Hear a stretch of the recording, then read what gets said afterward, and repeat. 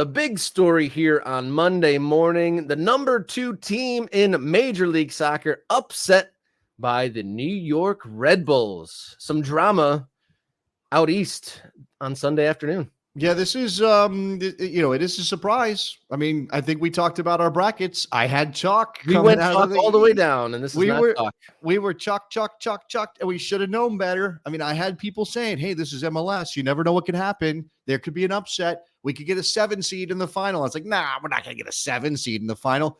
But the New York Red Bulls, they executed a plan in Columbus. They had a bit of luck last night at Red Bull Arena. I think that's fair to say. Things kind of broke their way a couple of times. Columbus was fairly wasteful in front of goal when they had opportunities. Carlos Coronel was very good when he had to be. I think, this is well-deserved from the Red Bulls. And, Wilfred Nancy, you could tell he was cursing the soccer gods just up and down in his head last night at Red Bull Arena. So the champs are out. We are guaranteed a new champion, no repeat for the crew. Yeah, no repeat champions in Major League Soccer. Yeah, we should have known better. This is Major League Soccer, bro. They can't be a dynasty growing in the Midwest, can there? But so 2 games, we're very surprised. Obviously, very, very close contest. This one of many contests over the weekend that ended in penalties. There was slight controversy with the penalty for New York Red Bulls at the 80th minute. It looked to be right on the edge, clearly a foul, hacked down by the Columbus defender.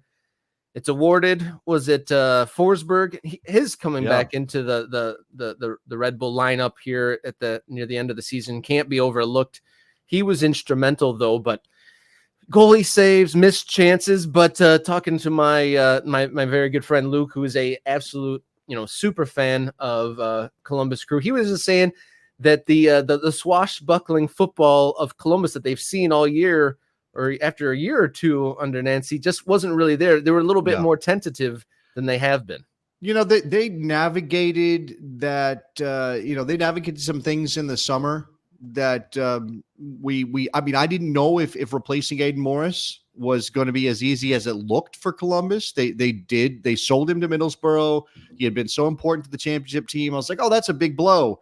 They didn't really have too many issues in the regular season. They finished second in the conference behind a very almost unbeatable Miami team for most of the year.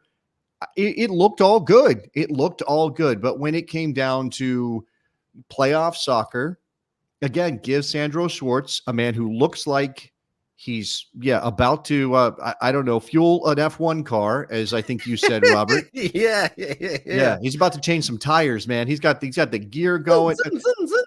Either that, or he looks like he's the team owner who's at the event afterwards, meeting all the sponsors, wearing all the team gear, that kind of thing, doing the interviews via on television. But Sandro Schwartz obviously had a plan. Again, it worked. He had some very good performances last night, and congratulations to the Red Bulls. Will this be the year that they finally get their championship, Robert?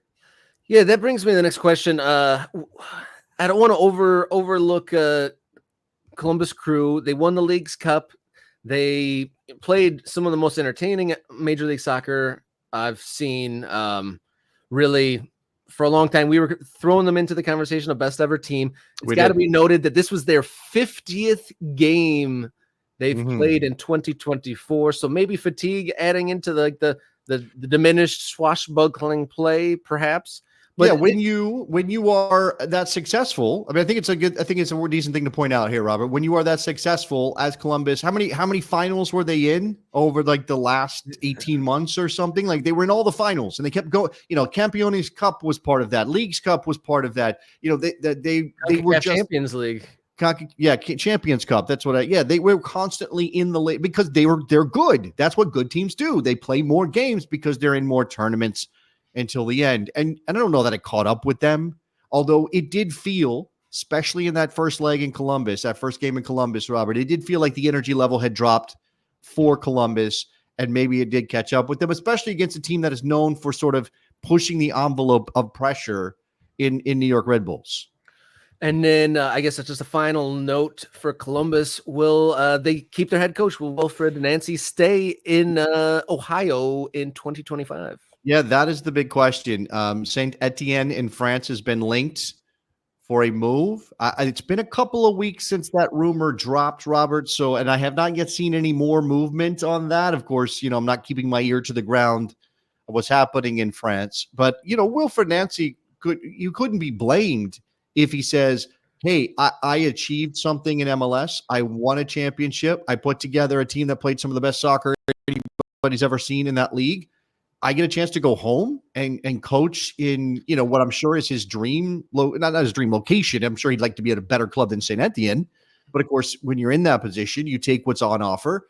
It could be an entry to prominence in Europe for Nancy. And I think he deserves it. It would be a blow for Columbus, to say the least.